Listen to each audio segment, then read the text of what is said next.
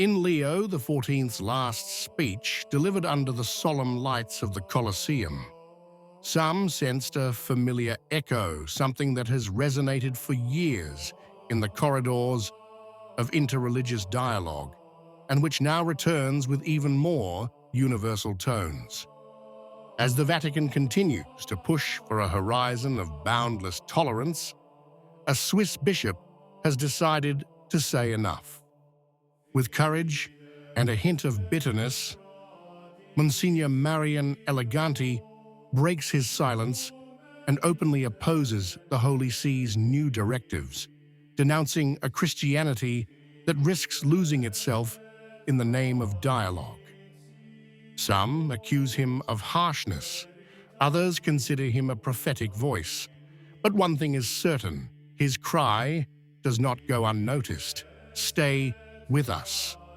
Yesterday, a meeting was held at the Colosseum that sought to evoke the spirit of Assisi, but which took on the tone of a new global religious manifesto.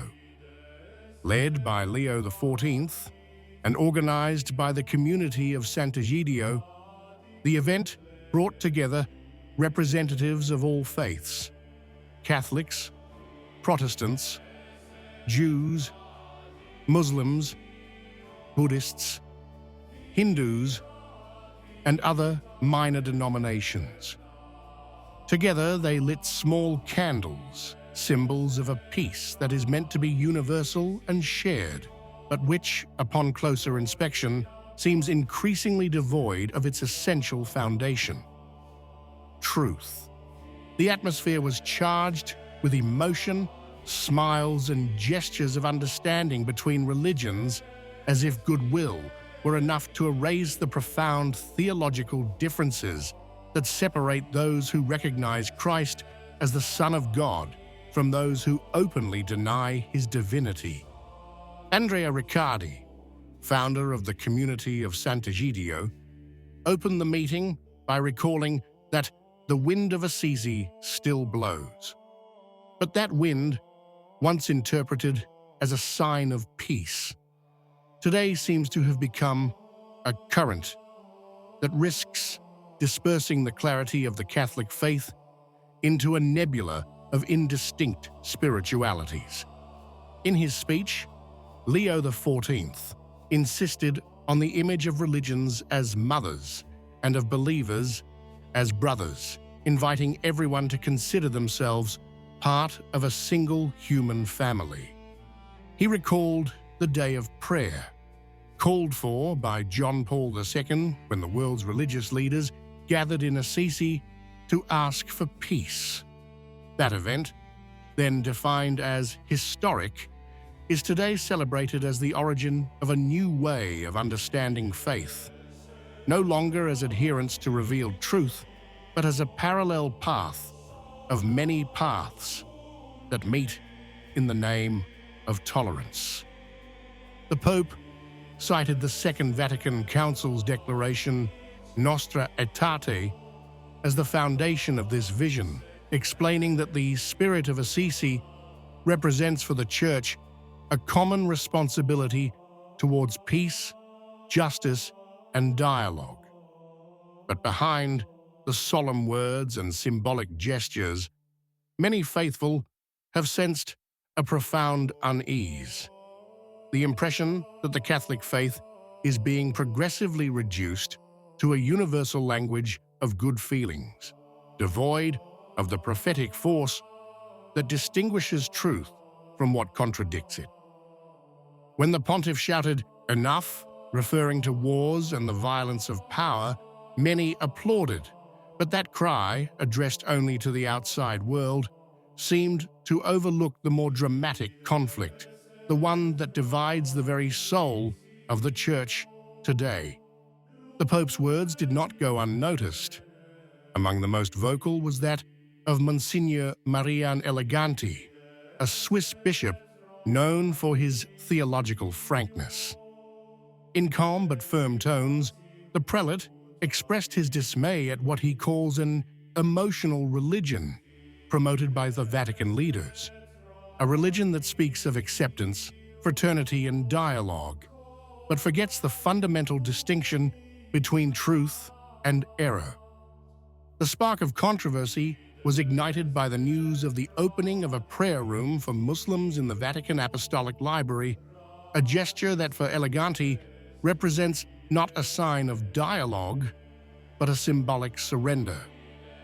That religion, he recalled, is a faith that seeks absolute dominion, which has caused Christianity to disappear wherever it has spread, and which denies the divinity of Jesus Christ and the Holy Trinity.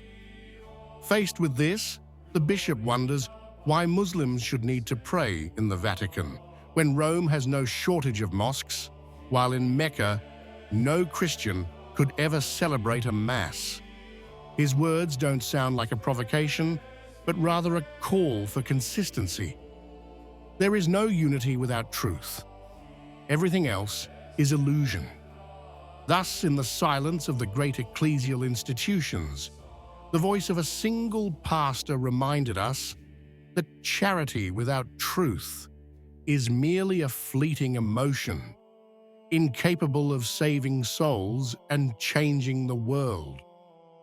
The issue of the Islamic prayer room in the Vatican has become, within a few hours, a symbol of the new spiritual direction dominating Rome.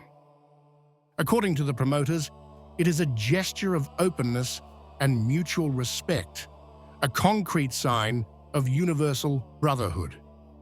But for many observers, especially in the Catholic world more faithful to tradition, the news struck a deep wound to the sense of the sacred. How can the Pope's house, the visible center of Christianity, host the prayer of those who deny the central mystery of faith, the Trinity and the divinity of Christ? Monsignor Eleganti expressed this concern with disarming clarity, underlining that the symmetry invoked by interreligious dialogue is, in reality, illusory. It is in this paradox that the fragility of today's spiritual diplomacy is revealed. A Christianity that opens its doors to all, but forgets to protect itself. The heart of the controversy is therefore not courtesy towards others, but the loss of certainty in one's own identity. The so-called spirit of Assisi, today taken up and expanded upon by Leo XIV, seems to have transformed from a sign of prayer for peace into a sort of theology of indistinction, where every faith appears equivalent and every doctrine dissolves into the language of sensibility. While papal speeches speak of mothers and brothers, in convents and parishes, questions are multiplying from those who no longer recognize the voice of the Good Shepherd in words that sound too human, too horizontal. The peace invoked at the Colosseum remains a legitimate desire, but it risks turning into a political project, a laboratory compromise that loses sight of the cross. Perhaps, as St. Paul warned, true brotherhood is born only in truth, and charity without doctrine is an empty sound. In times when the Church seems more concerned with avoiding shock than with converting, the call to fidelity becomes an act of courage. Because if Christ is truly the Son of God, then not all religions are mothers, only one is Mother, the Church. If you appreciate our outreach service and believe in the values of truth and transparency, please purchase a super thank you. Each piece of content requires commitment, study, and dedication, and our work is entirely self-funded. Your support helps us continue this mission. Thank you so much. What do you think? If you liked the video, comment Amen. God bless you.